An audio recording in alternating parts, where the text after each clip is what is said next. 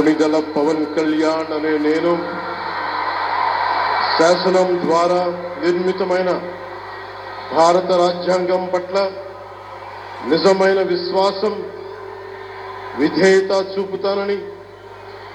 భారతదేశ సార్వభౌమాధికారాన్ని సమగ్రతని కాపాడుతానని,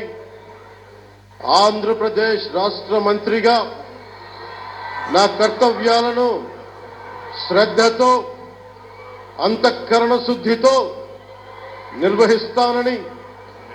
భయం గాని పక్షపాతం గాని రాగద్వేషాలు గాని లేకుండా రాజ్యాంగాన్ని